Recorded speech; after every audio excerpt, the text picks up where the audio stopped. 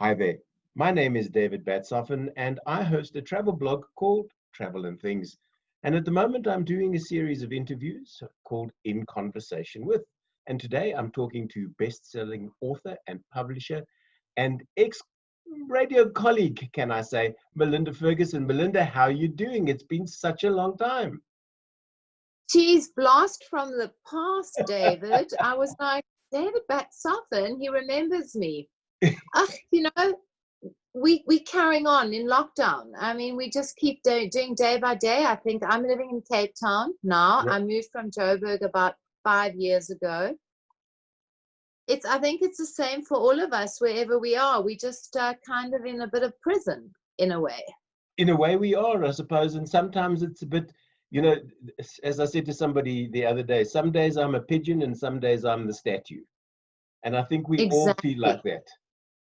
But I would rather be pissed off than pissed on at the moment.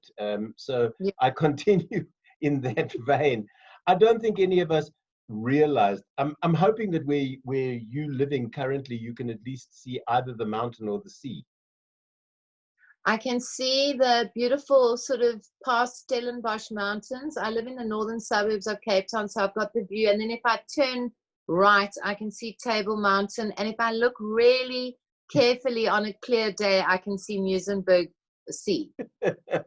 So what is keeping you busy at the moment? When you and I worked together many years ago, you did car reviews for my radio show at that stage. Are you still doing those? Because I know you've branched out. You've been writing. You've been publishing like mad. So talk me through your current situation. Well, I'm still a car slut, as you used to like to call me. My motoring has been my sanity, I have to tell you, in my life. I've been doing it now since 2009. It's 2020. I've done it for 11 years for various publications. I'm currently writing for the Daily Maverick. I've been doing a show on Cape Talk. I write for City Press. So the motoring thing has always kept me sane, not in money, because it's not really like a paid job. Yeah. You don't get much money, but you get the beautiful perks. And I must say, when lockdown started, I had about three trips planned. I'd just done the Discovery launch. I was off to a Lexus launch. I was off to a Toyota launch. My bag was packed and there was nowhere to go. Everything got cancelled. And I think it was the traveling, the lifestyle that I missed the most in early lockdown. I mean, motoring journalists, you've done it yourself. We're very spoiled. We get to drive beautiful cars, V8s, V6s, whatever. And we used to go to places, get put up in beautiful hotels, have these glamorous lives, and suddenly lockdown happened, and like my case still hasn't moved from the lounge. You and me both. My case, I got back a week from a trip a week before lockdown. Was planning another 2 trips, one locally and one international. And of course, the local one I hung on to. I didn't want to believe that June we'd still be in lockdown. So I waited. I didn't contact the 3 camps concerned. And the first week of June, the last week of May, they contacted me. May. No, May. Why much? Yeah. May, because I was meant to be with them from the 1st to the 8th of June. So the last week in May, they contacted me, and they all, one after another, and went, David, I'm sorry. And that had been my sanity, like cars had been yours. That bush trip had been my hope. My hope, what do you call, lighthouse in the storm that was hitting us. So when that was taken, everything crashed. The international tour, of course, went, as did the company that booked it. So money is gone as well. And here we sit. So you have to the word is pivot at the moment. So we're pivoting. Yeah, and I think a lot of us are trying to process. I mean, look, we live in such a strange country, or rather a tragic country, because for me, my disappointment that I wasn't going to go swan in Franschhoek and in Joburg and do that where other people don't have enough food to eat, is the schizophrenia of our country. So I often do feel bad when I think of all my you know, privileged pretensions of like how my life has been disrupted. When I think about actually the bigger picture, I mean, our lives have been disrupted on very small levels, if one thinks, Correct. you know, whether one's eating or not. One of the other things that had also a big stab in my heart was the Jewish Literary Festival, because you probably know that I've become a publisher. I've been publishing now for 7 years, having beautiful books come out of my imprint, Melinda Ferguson Books, which is what it's now called. And I had about 4 authors who were going to be part of the Jewish Literary Festival in Cape Town. And they were the first event to decide that it was too dangerous. And then the dominoes started falling. Next thing Franschhoek, next thing Kingsmead, next thing all the events, you know, Africa Burn, the Jazz Festival. We just watched our world come crumbling down. And I think it's taken, and I think it's still happening. The processing of loss and grieving in this country is very deep. Whether people have lost their jobs, whether people have lost their trip, whether people have no longer can see their loved ones. I haven't seen my sons now for over 120 days in Joburg. Right. It's I think we've got a lot of sadness at the moment. Well, I'll tell you what, my daughter's in Cape Town. So you can go and visit my daughter and I'll go and visit your sons. And we can That do it would be vicariously. But you know, David, I mean, I'm not saying no to your invite, but in many ways, because the Western Cape was where everyone calls it Wuhan. Yeah. That's what my friends call, you know, Wuhan down in the Western Cape. Yeah. Because we got infected first from all the damn tourists who were here, I think. We have had, or at least in my world, in my little bubble, we've had a very serious relationship with COVID-19. And so in many ways, I've been living in like a level 5 since the beginning. We don't want to go out. We don't even let people come into our house. In fact, I'm almost not allowing Matt's children to come after school. Once they've been with their mother, I go sanitize, stand outside. No shame, I don't really. But I mean, at one time, since they've gone back to school, I've been like, is this not a bit dangerous bringing your school viruses into the house now? Which is a serious concern, but I would love to meet your daughter. No, I hear what you're saying, because my child's put herself into exactly the same situation. She's kept herself at level 5 because she is dead scared of being asymptomatic and giving it to somebody else unknowingly. She leaves her apartment only every second week for food, out and back. That's it. Luckily, she is able to work remotely, so she keeps herself busy on a daily basis. But she is very, very aware of how easily this disease can touch people. But I didn't want to get locked down in lockdown. I want to talk about your books, because you have some really, really interesting authors. But you wrote a book. I'm doing lots of them now, Dave. I'm like showing off. I'm very impressed. That was Hooked was one of your first, but that was your book. Smacked was. Smacked. Yeah. Smacked was my entrance into the world of the literary world, because I was 5 years clean of heroin and crack when this book was published. I had, you know, I think it's quite well known now. I'm the kind of like well-known junkie, the ex-junkie or the recovering junkie. I'm 20 years clean now, clean and sober, which is a beautiful miracle. This was the book that kind of put me on the scene. And I have republished the 20-year clean and sober edition. And this has literally come out last week. So it's just come out in July. It's the 2 books. I followed this book up. Hooked came after Smacked. Right. I did recovers of both. I've done 20-year clean and sober editions on both these books. Took the rights back because they were originally published by Penguin, Strake. And now that I run my own publishing company, I thought, damn, let me have my own, you know, let me have the why rights. not? So these have been my like joy that have come out very slowly. I must tell you, they were supposed to come out in April. They only made it to the shops July. because of lockdown and because Right. of all the restrictions that we've had. But I'm very excited that these two have now found a new life. Melinda, where are you printing it locally? Yeah. Okay. So I don't want to go on a whole long story. I used to be with Jacana, and we printed, at CTP, whatever. And then last year I left that joint venture, and I was poached by NB Publishers, Media 24 Publishers. Mm.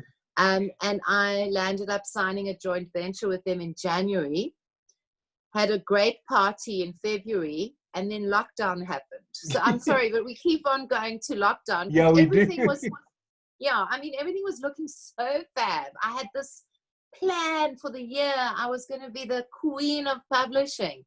And then lockdown happened and all my books got locked up. And the ones that were in the warehouse couldn't get out. The ones that were going to the printer couldn't be printed. The ones, so it was like such a mess, those first 2 months of lockdown. And that I'm almost like disbelieving that I've managed to actually do anything. But now here you are. Can I tell you about the other one that I did, which I think, this one is called the Lockdown Collection. Oh, okay. Which for me, I must say, as a publisher, it's one of my proudest moments because I managed to get 39 of South Africa's best authors together in lockdown, gave them all a deadline of about 10 days. Wow. And and I got them each to write an essay about their experience in lockdown. And so this has just come out. It's literally landed at the bookshops, on Takealot, on Exclusive Books and everything. And if you can look at it carefully, it looks like a Zoom meeting with 40 people in a Zoom meeting. I chose orange because orange is a kind of a prison color. Yep. Orange is the new black. Orange is the new black. I wanted orange. It's a very shiny cover. I'm incredibly excited about this book, David, because it's new. It's very part of the zeitgeist. It's part of our history. And I hope that one day when we look back at this time, please God, that we will have a time where we come out of this, that we will be able to have those memories of, oh my God, look, remember what happened and remember that panic shopping and remember our hopes and dreams getting dashed and remember how we managed to find hope in despair. And so there are some incredible essays in this book. So who contributed? Name some names. Ooh, darling. So this is all the contributors, but I'm going to read you some of them. I see Melinda Ferguson contributed. Funny that. I did. I did. There are people like Rala Xenopoulos. There are people like Lebo Mashile, Fred Kumalo, Kai Dlanga, Sam Cowan, Marion Tam, Tracy Going, Jonathan Answer, Chris Roper, Ferial Haffergy, the very famous Ferial Haffergy. I have got a group, Helen Moffat, Stephen Sidley, Ishmael Lagadian. I mean, I've got 40 fabulous, a real diverse list of people from different experiences. And they are, and Ben Travato is also in it. I mean, Ben Travato is hilarious. Hilarious. Thank God for Ben Travato, because he makes lockdown, even though it's very dark, he makes it humorous. He does indeed. Tom Eaton as well, because I think Tom's got a book coming out. It would have come out. So he's saying he's doing a Zoom launch, if I remember correctly. And he's saying the wonderful thing about Zoom launches like that is you can drink as much champagne and eat as many sausage rolls as you have in your house. In your house, and you can wear your slippers. Slippers, you don't even have to put on clothes. So we've been, I mean, that is the only way we've been able to launch. You know, I published 2 ebooks as well, by the way, just between everything. I published a lockdown collection. I mean, the Lockdown and Lockdown Extended, both ebooks. When I was so frustrated that nothing was coming out of the printer, I went and published on Amazon. So this is the collection of both of the best of those books and the new contributors. But in the other part of all of this mess, you jumping the gun, because I would put the book down. I will ask you about the book. Sorry, I'm just like slag. I'm just slagging all my books, David. I'm sorry. Your words, not mine, lest I be seen as sexist. Hashtag me as well, let alone me too. So, Sam Cowans' new book. Tell me a bit about that, because the grapevine is talking about this book because of the toxicity of this particular school. And the bottom line there is, I don't think they've taken responsibility for what's happened to the boys. And all it does is it just breeds more toxicity going into the future. You've hit the nail on the head. I think that Sam says she has an amazing line. She thought she was going to investigate the water polo coach, Colin Rex. Right. She thought the book was going to be about what he did to however many boys, however many charges. I mean, he's in prison now. That's what she thought initially the book would be about. But at the end of it, she realized so deeply how the whole system was rogue.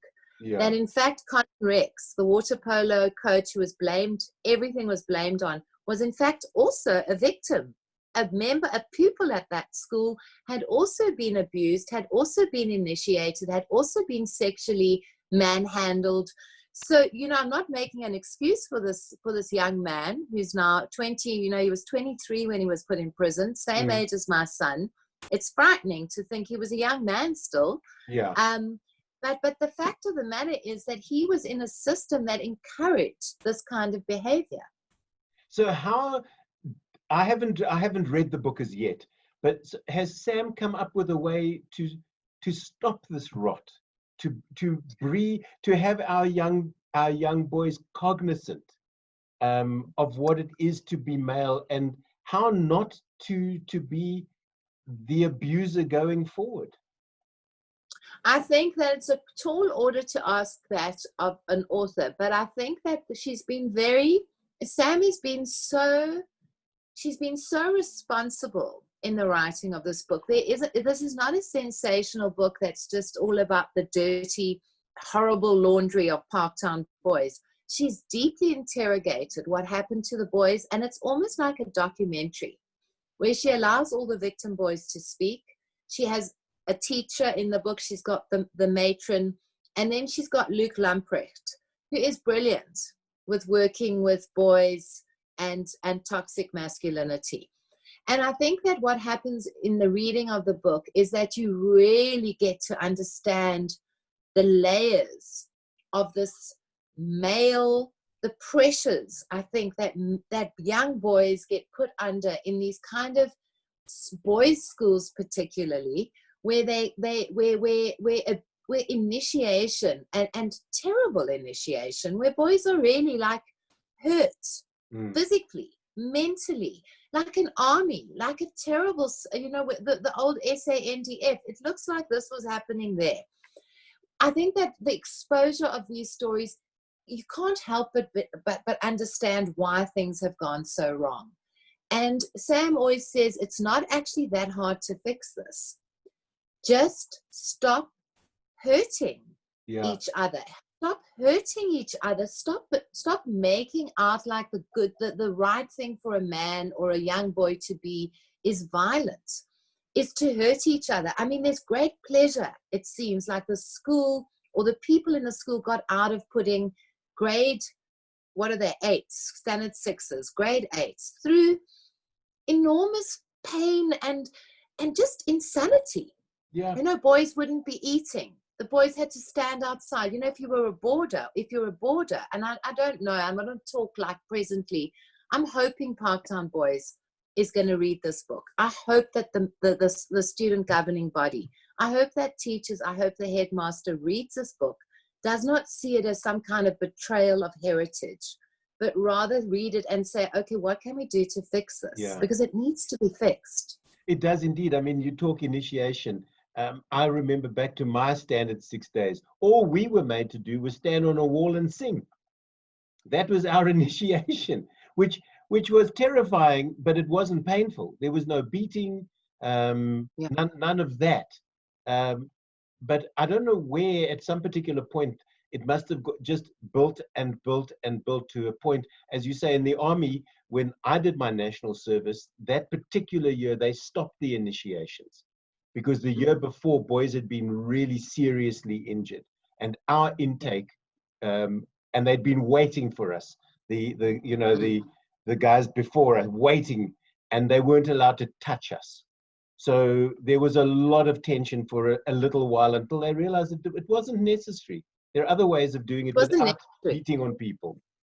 And you see, the thing that happens, David, is that when you're in grade 8 and you go in and you have this hectic initiation, it kind of bonds the boys in a very sick way. So they become like compliant, but they also know somewhere that one day they're going to be in matric.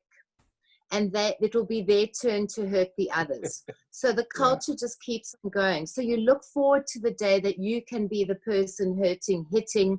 You know, and that's why it never stopped. Yeah. Because this stuff has been going on for at least 20, maybe 30 years. In 2009, Carte Blanche exposed initiation there.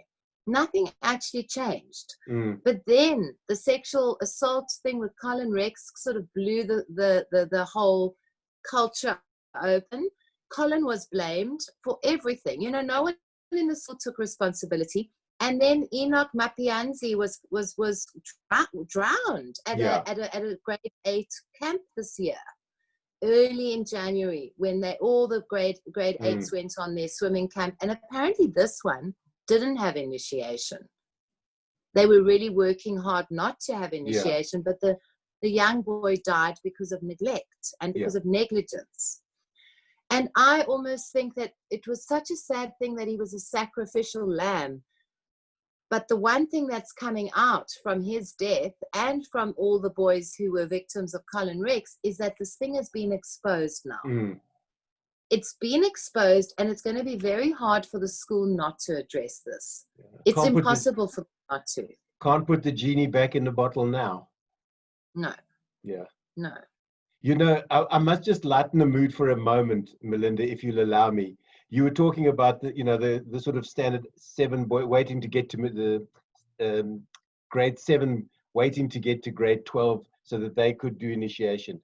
The school that I went to in Port Elizabeth had a very small school hall, and space was at a premium, but there was an upstairs, and that's where the matrics sat.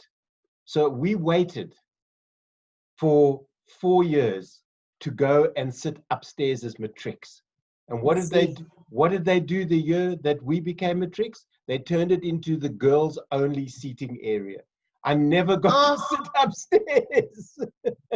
It's so devastating when you wait for something at school. 4 years. I mean, in primary school, there was a prize for the person who was never absent once. And from grade 1, when it was grade 1 still, I went to school every single day. I was never sick. And in standard 5 then, I thought I was going to win the prize, and they did away with the prize. It killed me. I mean, it was so depressing. I'd been to school every day. You and my sister. My sister got a certificate. You see, I didn't even get mine. But yeah, I mean, David, you know, back to the hard stuff. You know, we sit and we look at gender-based violence in South Africa, and we go, why are men doing this? Why are men doing this to women? Why are people hurting each other like this? And then you read this and you go, but it's made to be the thing. This is how young boys are being told it's the right thing to do, is to be violent. Yeah. It's almost a handbook. No wonder. It is. Yeah. So I hope that, like, parents, and especially I would love teenagers to read this book, because I think it will also let them know that things are not normal. Yeah. Because the normalization of violence at Parktown Boys was for me the most frightening. The normalization of inappropriate behavior became what it was. It wasn't like questioned. Everyone thought it was normal. Does this run through other schools, or did Sam not do any, did she focus purely on Parktown? I'm 100% sure it runs through a number of schools, but she only focused on Parktown because those, that was what she was going to do a story about. But I guarantee you that it's in other boys' schools and also very Lani boys' schools. I'm not going to mention names. Yeah. But the private privileged boys' schools have some hectic things to answer to as well. Yeah. So where to next for both you and your publishing house? Well, I have another 4 babies lined up for the year. Right. I've got a fantastic, I don't know if you ever read Helena Creel, Maya Creel's daughter. I don't know if you know Maya Creel. No. Very Damlin, Dr. Creel, who started Damlin. Oh, yes, the yes. family. Yeah. Yes. She's writing at the moment a beautiful book called Meditating with Rhinos, which is such a nice change from brutal school ties. Yeah. So this is like an end of the year book that's going to, I think, give people at least some place to breathe. I think that at the moment things are so harsh.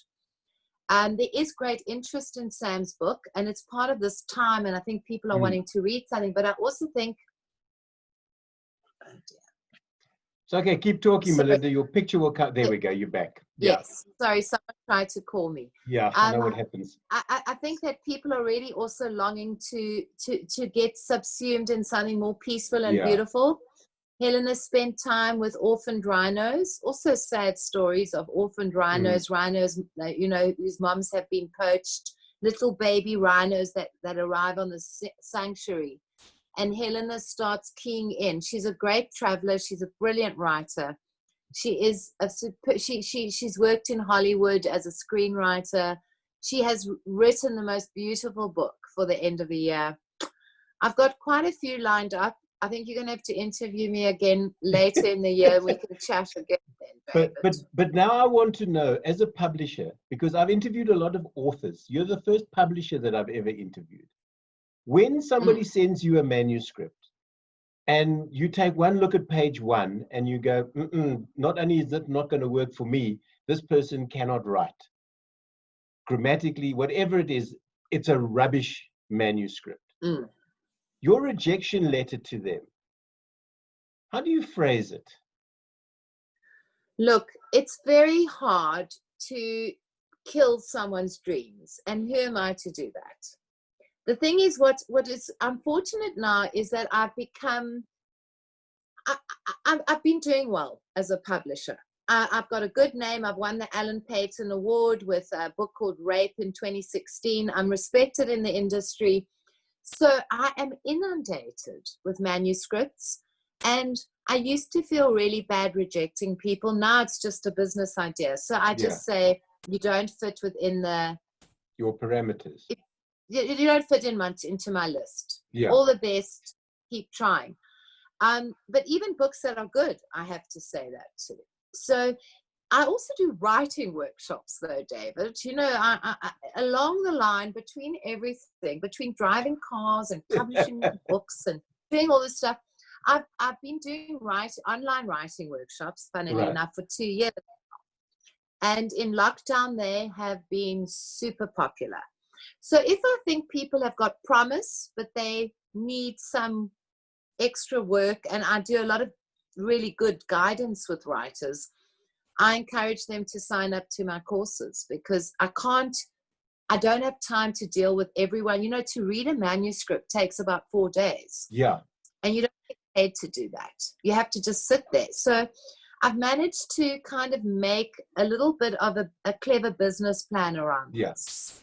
Great stuff, because I think there are many, many people who believe that they have books, or they've been told, why don't you write your story?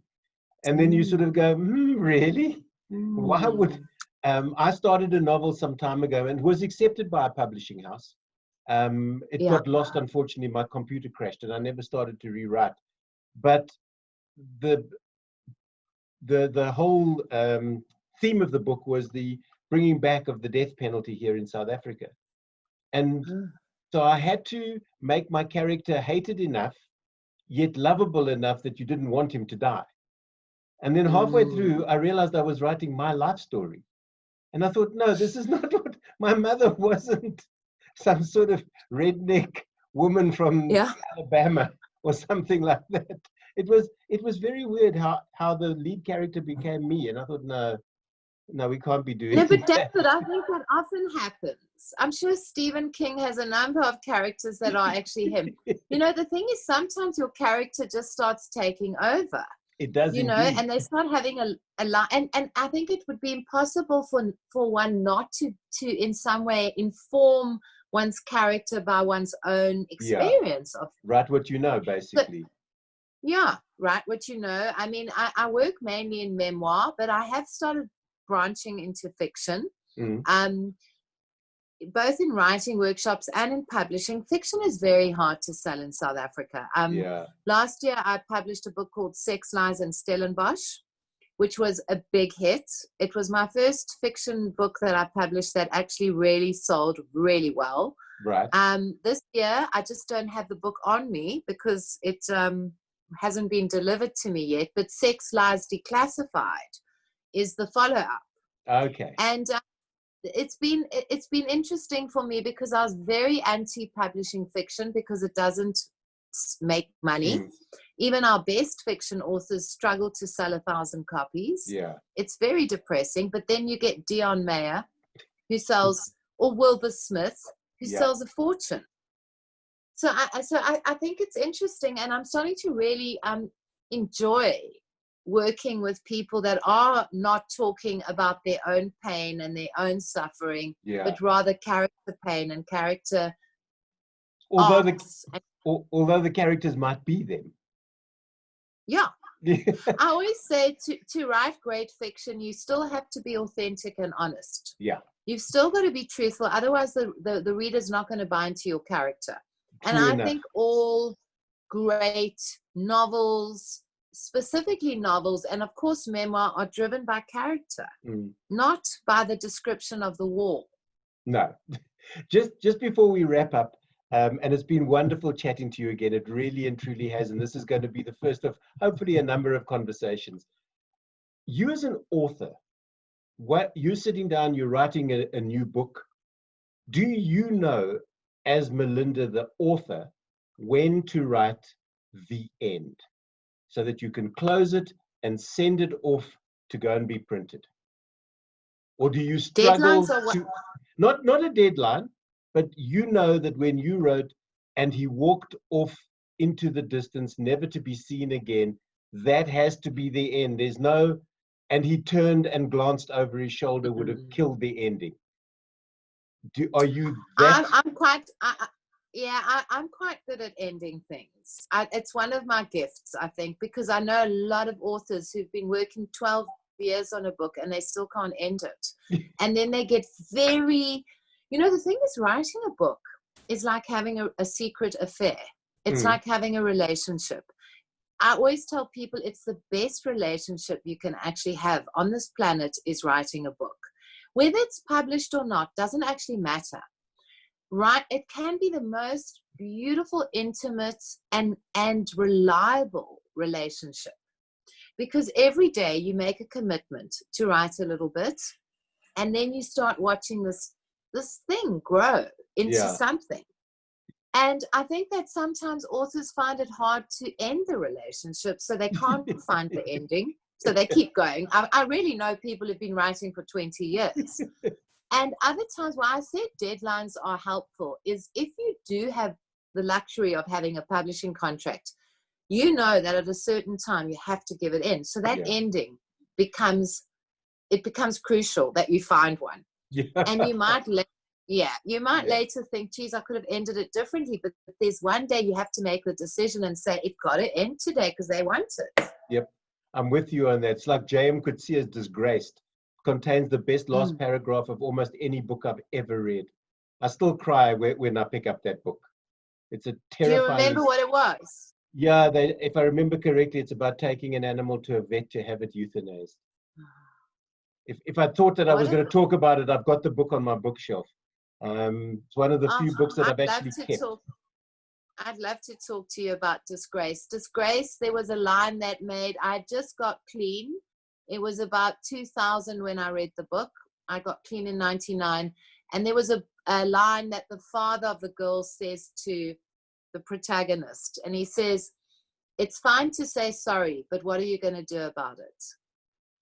That for me was a real light bulb moment as this junkie who had hurt so many people. And I was always going, "I'm sorry, I'm sorry, I'm sorry." And my family were like, "No, we're not interested in your sorries anymore. We've heard them before." And it made so much sense. It's fine to say sorry, but what are you going to do about it? And it elicited an entire way of thinking for me, where I'd become an action person and made like proper amends to people, not just these kind of cosmetic kind of sorry. It's It's a interesting. great book. It is a great book, and it's interesting how many people that book has touched. Melinda, I'm going to say thank you so much. This has been In Conversation With. I'm David Batshoffen. She's Melinda Ferguson. Just very quickly, if people want to find out more about your publishing house and the authors that you publish, how do they find out about it? Well, they can find all my books on the NB website. NB, I don't really have the address right now. Right. But if people are interested in finding out about my workshops, they can also email melindafergusonwriter@gmail.com. Great stuff, Melinda. Once again, thanks for being my guest on In Conversation With. Lovely, David. Bye.